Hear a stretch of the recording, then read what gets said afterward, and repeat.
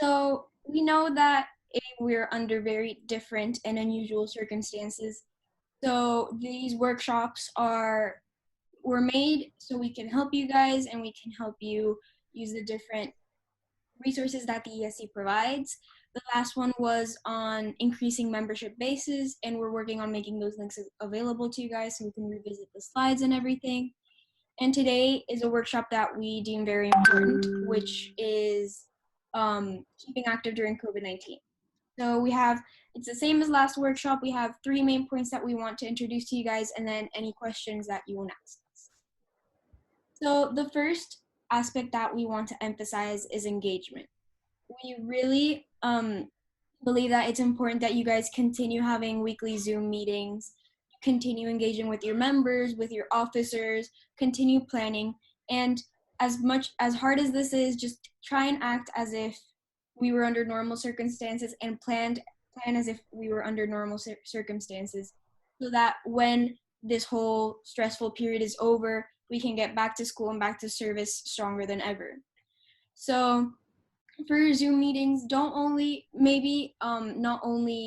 planning, because that can get a little bit monotonous throughout the rest of the school year, but also try and connect with your members, try and do team building, brainstorm with your members, not only your officers. Consider collaborating with other clubs. There are many clubs that are coming together to fundraise or to create awareness. A lot of that using social media, and that is great for our next slide. So social media is kind of taking over the service sphere as a whole. So we have our SAS Service Council Instagram, where we showcase the latest things going on, as well as ESC TV.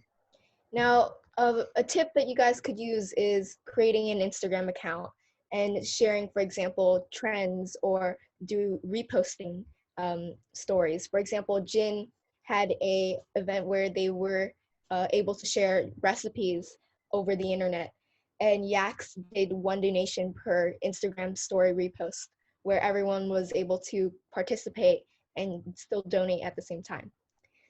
Echo also had a really cool music playlist, and they created it and posted it on their Instagram, so it would be recommendations from different countries. And you could definitely choose to do, for example, live videos, a Q&A session, but the tip is to post consistently. And for example, you guys could do bi-weekly posts and make videos. And this is just a great way because everyone nowadays is on Instagram, on YouTube, and it would be a really cool way to kind of engage your members as well. And if you guys want us as the ESC to help you out, we can help you by helping showcase on Instagram as well as ESC TV. So if you have anything going on, just fill out our advertising form and we'll definitely feature you all. Yeah, and adding on to that a little bit, the advertising form is just one avenue you can contact us. You can message the officers privately, you can email us. We're really, really open and looking forward to being more connected with service clubs as a whole. So we want to create that relationship with you guys so all the service clubs can continue doing their amazing service. Yeah. So next, sorry. All right, approaches to service. So during this time of crisis, what clubs really have to do is that they have to identify needs, and especially needs that have arisen out of COVID-19, and then work to address them. So a couple of ways you can do this is, first of all, during this period, it's really important that you're in touch with your partner organization. You need to keep those ties strong, and you need to identify the needs that they have. And an easy way to do this and support them is through virtual fundraising, right? Like, you don't necessarily have to be constricted by the fact that you're home, because you have sites like GoFundMe or Giving.org where you can still raise money in creative ways and provide for your organization. And again, it comes to the fact that you have to identify how your area of service in particular is being impacted by COVID-19. And it also means that you may have to work on issues, or you may have to think about issues that you wouldn't necessarily address if these were normal circumstances. So that requires, reflection on part of clubs and definitely engagement between officers and members. So advocacy is one of them. Going back to the social media aspect, definitely setting up those links on those platforms, virtual fundraising, and also, supporting frontline workers if that applies to you. So, like letter writing, doing thank you videos on a YouTube channel. All of these ways are areas that you can help, and you can also build member engagement um, whilst approaching service during this time in a very creative manner.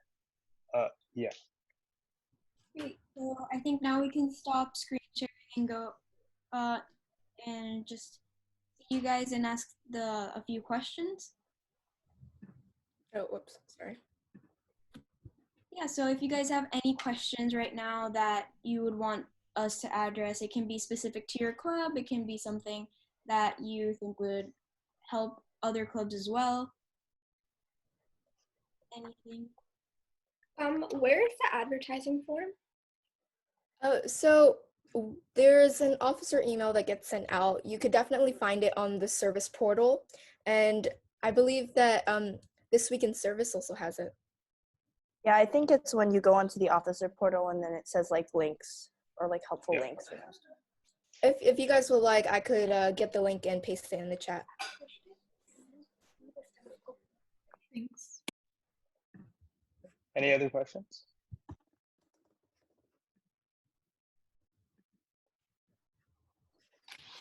Yeah, so if there's nothing else, remember that we're always here and open to listening to you guys and really want to help as much as possible. We're going to continue having these workshops. We're going to have it once every 2 weeks, and the next one is on membership engagement. So we're working around the public holidays so that we can have a consistent scheduling for these workshops.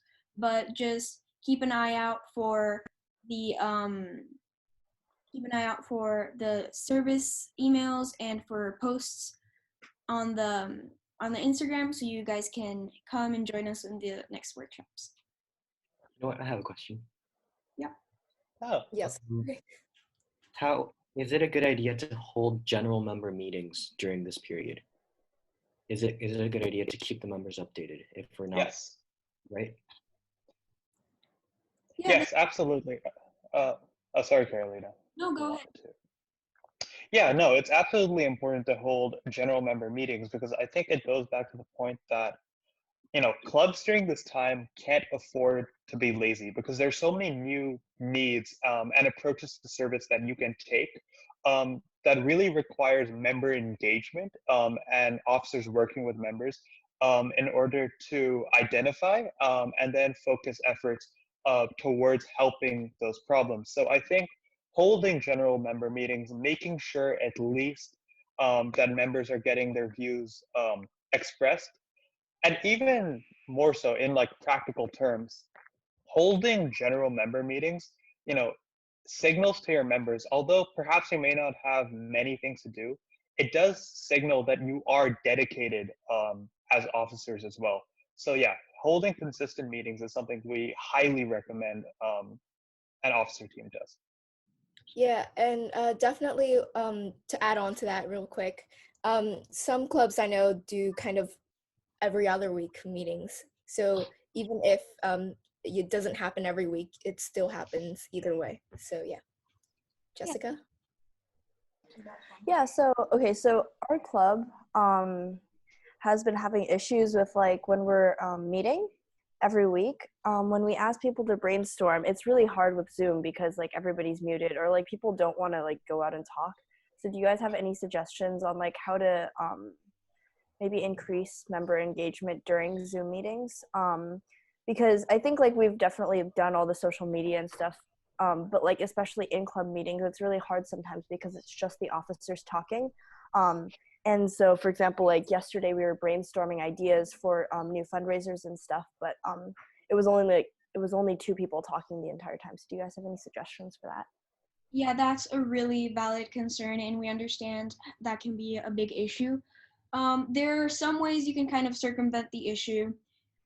You could create, say, like a Google document where you invite all your members and that's your brainstorming document. So if a member has an idea, it doesn't necessarily have to be during the Zoom call, but they have the freedom to go and write down their idea in the Google document. You can also create a form, an anonymous form, so that the members don't feel the pressure of having to share in front of the whole officer team and the whole club. So they can submit their ideas anonymously.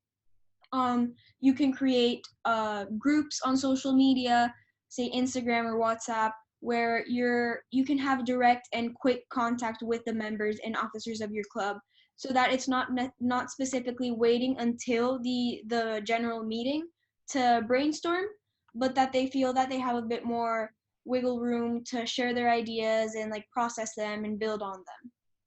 Yeah, something Jin does with our committees is that we have messenger groups for each committee where we can kind of talk freely, and we can talk in a fairly like loose manner where it isn't, so controlled as in a Zoom meeting, and that just gets, an issue people have with talking is sometimes members just sometimes aren't comfortable with one another. So again, having informal means of communication like messenger groups is a great way to just have people get to know each other.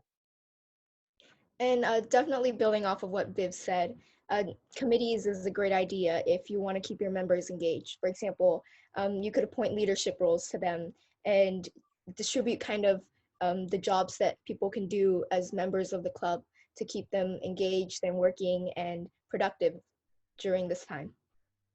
And we really want to emphasize the idea that you want to create a relationship of trust with your members. You don't necessarily, as Viv said, want it to be so formal, because that really does put a limit on the creativity and the trust that members have with one another. So, especially in these stressful times, you want to keep a very open and loose and friendly relationship with everyone in your team so that everyone feels comfortable as well. And one more thing, this is more of a psychological thing than anything. It's sort of members feel there's a difference between you sort of asking them for ideas and just soliciting it like that and saying, hey, you can be in charge of this, you're responsible for this, and please come up with a proposal for this, right? There's a difference in terms of the responsibility that you feel and the amount of trust, as we were saying, that they feel if you sort of say it like that, right? And it's even nice to sort of say like individual names, and if you can just say, hey, for this specific initiative that we're doing, could you, specific name, by next week come up with a proposal, come up with an idea, a document where you outline your ideas for this, right? Then next meeting you can sort of go, hey, what did you work on? Then you can sort of get the conversation rolling from there. Do you know what I mean? So there's a difference between sort of just going, if you have any ideas, approach me, and saying, please do this. This is your responsibility, right? And I think that's going to get, right, that's going to increase sort of the motivation within them. Yeah, that's a great point. Do you guys have any more questions? I have one question about online fundraising. Like, Sure. because I know that a lot of people at our school might not have like a credit card yet. Is that generally a little bit successful, or? Well, Online.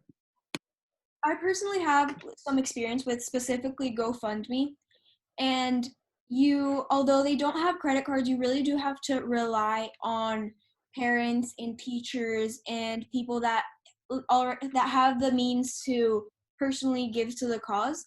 I think that's where you have to be creative with your advertisement. Maybe talk with parents or adults that you know, so they can spread the message to their friends, and just the message spreads all around. And it's generally more successful when you're with a more adult audience, but it's a great way to really reach as much people as you can, specifically during these times. And definitely, if you guys are thinking of having an online fundraiser, definitely just fill out our form and we can try our best to appeal to the adult audience for you guys. And just let us know, email us, and we'll be glad to help. Okay, so our club, sorry, it's my sister. Our club is thinking of doing one of those social media repost things. But the problem with our club is, like, I don't know if you guys know, but it's like a social enterprise, so we can't directly give money. Yeah.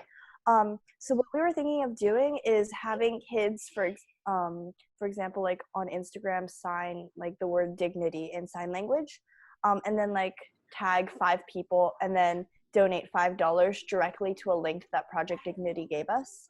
How would we like submit that to the form or whatever? Well, you would just fill out the advertising with ESC, if that's what you mean, and then we would, through our channels, we would be able to promote that. So we could like share the link with you or whatever, and Yeah. then you guys Yeah. could share that. Okay, thank you. Definitely. And we'll make our and we'll share on ESC TV, on the Instagram, on the ServCo emails. So as long you can, it doesn't only have to be through the form. You can email us, contact each officer directly. It really is really flexible in that sense because we want to make ourselves open through a lot of media, so we have easy contact with you guys. And even going back to the original question about online fundraising, it's obviously different and it's probably a little more difficult to actually get, fundraise more online. That's just sort of the reality of how online fundraising works. But when I sort of think of online fundraising, I see the biggest benefit from it being advocacy more than the actual fund that you raise, right? Because if you post a story of it and 200 plus people see it, that's 200 plus people looking and seeing your cause. And even if they don't donate, that's still 200 more people who know about your cause. And so if you sort of approach it from that perspective, I think it's a really worthy thing to do during this period. And even if you don't get exactly the amount that you want, I think online fundraising is probably more potent in terms of the pure number of people who are going to see and witness your cause, right, than in-person fundraising like big sales. And definitely, if you just do, for example, you're signing dignity on Instagram stories, without, for example, the online portion or online donation portion, you're still definitely having kind of a trend where everyone's reposting, everyone's doing this video. So it's definitely a great way to do that either way. Yeah. And Anything else? Any other questions? Yeah, remember you can contact us with questions and anything. And we look forward to talking to you guys again. thank you Thank you guys so for much. coming. Thanks, guys. Bye. Cheers.